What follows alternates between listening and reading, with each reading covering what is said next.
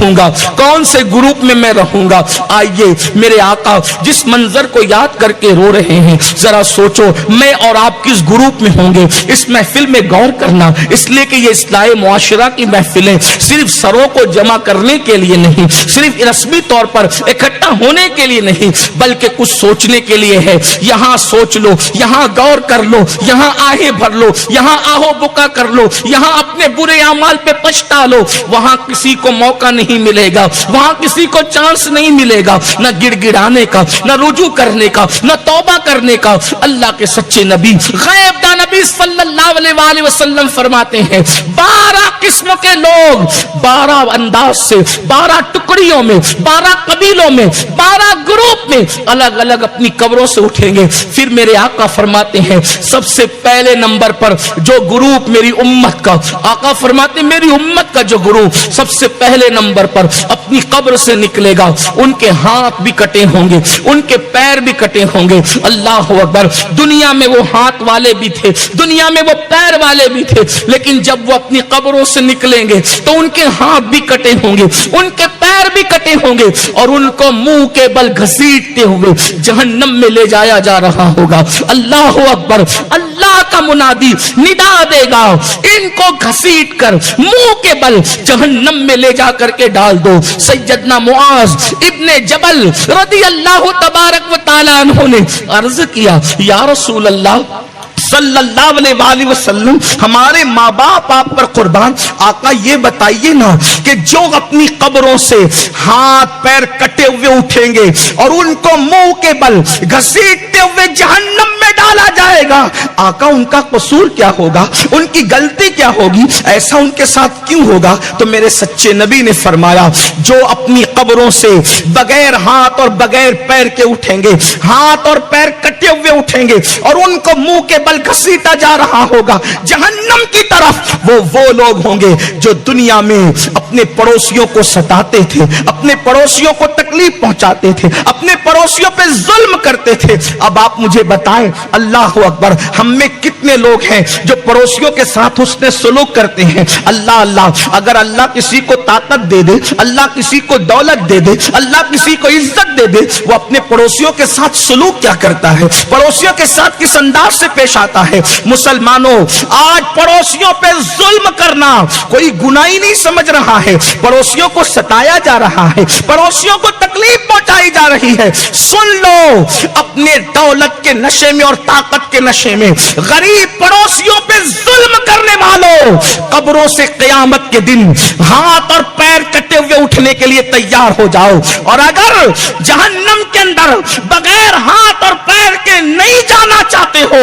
تو یہاں آج توبہ کر کے عہد کرو کہ ہم پڑوسیوں پہ ظلم نہیں کریں گے. اپنے مذہب کے اندر صرف نماز, روزے, حج اور زکات کی تعلیم نہیں ہے, بلکہ ہمارا مذہب مکمل دین, مکمل نظام حیات ہے. آئیے میں آپ کو بتاؤں اللہ اکبر پڑوسیوں کے ساتھ اس میں سلوک کیسے کیا گیا ہے.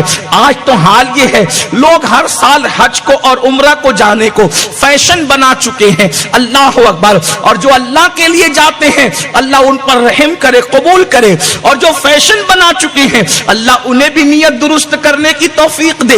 لیکن کیسے حج کو جا رہے ہیں, بہن کا مال دبا کے رکھ لیا, اس کا حصہ نہیں دیا, اور پھر حج عمرہ ہر سال ہو رہا ہے, بھائیوں کا حصہ غصب کر لیا اور ہر سال حج عمرہ ہو رہا ہے, پڑوسیوں کی زمینیں ہڑپ کر لی, ہر سال حج عمرہ ہو رہا ہے, عبادتیں ہو رہی ہے, نمازیں ہو رہی ہے, تلاوتیں ہو رہی ہے. سن لو, اچھی طرح سن لو, اللہ کے رسول نے فرمایا نیکیاں کتنی بھی ہوگی لیکن پڑوسی کو ستایا, ہاتھ پیر کاٹ کے تجھے قبر سے اٹھایا جائے گا اور منہ کے بل گھسیٹتے ہوئے جہنم میں لے جایا جائے گا.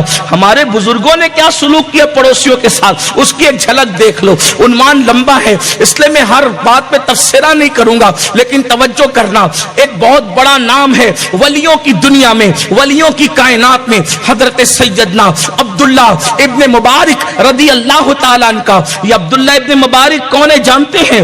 فقہا ان کو امام الفقہا کہتے ہیں, محدثین ان کو امیر المومنین فی الحدیث کہتے ہیں, اور پھر صوفیہ ان کو شیخ المشائخ کہتے ہیں. یاد یاد رکھنا بہت سارے لوگ ایسے ہیں جو علم فقہ جانتے ہیں, تصوف نہیں جانتے. بہت سے تصوف جاننے کا دعویٰ کرتے ہیں, فقہ نہیں جانتے. جو فقہ اور تصوف کی بات کرتے ہیں حدیث نہیں جانتے. لیکن عبداللہ ابن مبارک ایسی شخصیت ہے, فقہ بھی جانتے ہیں, تصوف بھی جانتے ہیں, علم حدیث میں بھی امیر المومنین فی الحدیث کہلاتے ہیں. سب سے بڑی بات تو یہ ہے کہ امام اعظم ابو حنیفہ جیسی شخصیت کہتے ہیں اگر قیامت میں اللہ مجھ سے پوچھے گا نعمان تو دنیا سے میرے لیے کیا لایا ہے, تو میں عبداللہ ابن مبارک کو پیش کر دوں گا.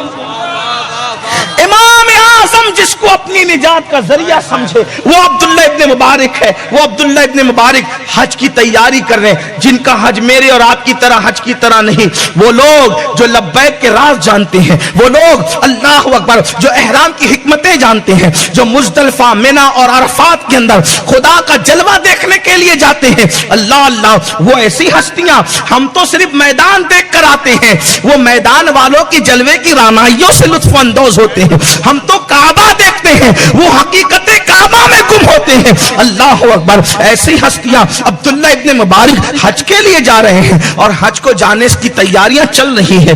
ایسے میں کسی ذریعے سے عبداللہ ابن مبارک کے کان پر بات آتی ہے, پڑوس میں 3 دن کا فاقہ ہے, پڑوسی 3 دن کے فاقے سے ہے. مسلمانوں آؤ خود غرض نہ بنو. آج کل تو سوسائٹیاں, کالونیاں اور بستیوں کے اندر لوگ دروازے ایسے بند کر کے رہتے ہیں, نہ ہمارے گھر کی آواز کسی کے گھر میں جانا چاہیے, نہ کسی کے گھر کی آواز ہمارے گھر میں آنا چاہیے. یہ آج کی ترقی یافتہ دور کی خود غرضی تو ہو سکتی ہے, لیکن یہ اسلام کی تعلیم نہیں ہے.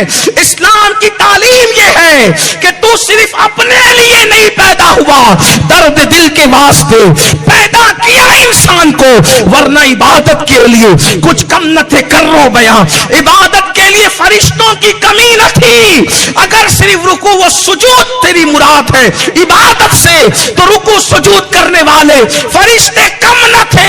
اللہ اکبر, خدا نے حضرت انسان ان فرشتوں کے باوجود اگر تجھے پیدا کیا ہے تو کسی کا دکھ دور کرنے کے لیے, کسی کا درد دور کرنے کے لیے, کسی کی مصیبت میں کام آنے کے لیے. اور سنو, صرف نماز کی بات کرنے والوں, پوری زندگی میری گزر رہی ہے نماز کی فضیلت بیان کرنے میں, لیکن تم کیا سمجھو ہر عبادت چھپ کر کی جاتی ہے اور اس کی فضیلت چھپ کر کرنے میں ہے.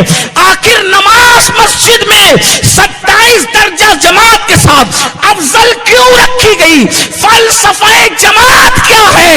اس لیے یہ ہے کہ جب سارے مسلمان دن میں 5 وقت ایک مسجد میں جمع ہوں گے تو کسی کا چہرہ اترا ہوا دیکھ کر مسلمانوں کو پتا چلے گا اس کے گھر میں فاقہ کشی تو نہیں ہے. کسی کی آنکھ میں آنسو دیکھ کر پتا چلے گا یہ رو کر تو نہیں آیا ہے گھر میں, گھر سے. یعنی کہ ایک دوسرے کا دکھ پتا چلے گا جماعت میں آنے سے, یعنی مسجد میں جماعت کے ساتھ نماز پڑھنے سے. اللہ اکبر, ایک دوسرے کی تکلیف پتا چلے گی, ایک دوسرے کی مصیبت پتا چلے گی, ایک دوسرے کی پریشانی پتا چلے گی. حیرت ہے, جماعت تو رہی, جماعت کا مقصد فوت ہو گیا. نماز با جماعت تو رہی, لیکن نماز با جماعت کا مقصد بھلا دیا گیا. اور آپ دیکھیں تو صحیح, محلے میں 5 وقت پڑھو اور جمعہ کی نماز بڑی مسجد جو سارے شہر کی بڑی جامع مسجد ہو وہاں جا کے پڑھو. کیوں؟ کیونکہ پورا شہر وہاں جمع ہو.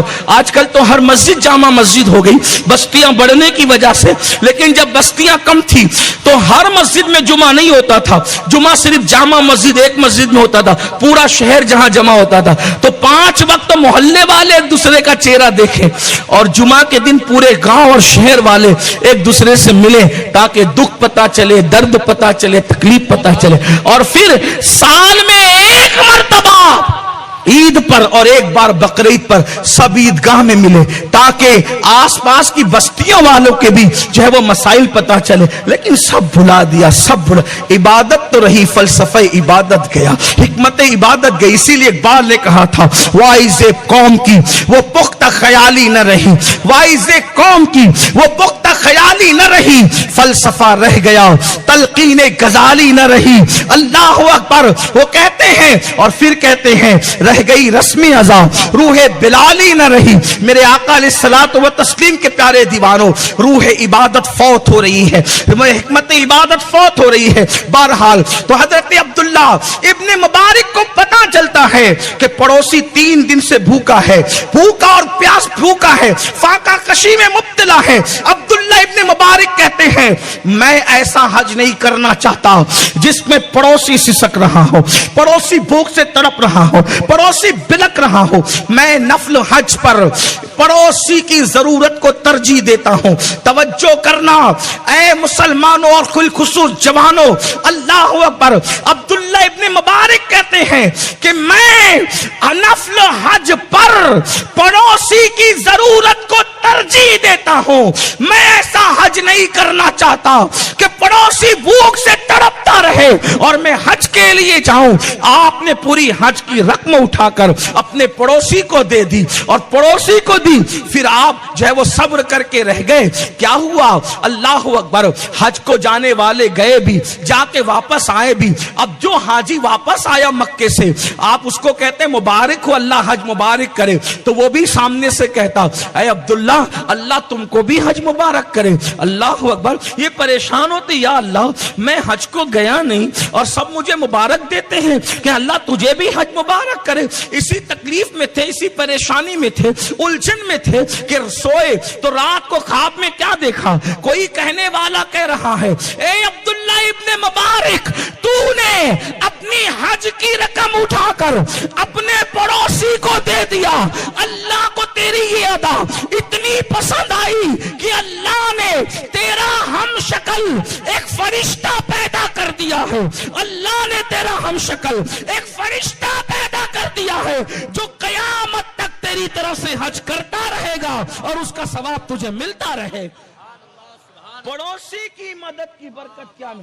اگر اس سال حج کو جاتے تو 1 سال حج ہوتا، لیکن خود نہیں گئے، پڑوسی کی مدد کی۔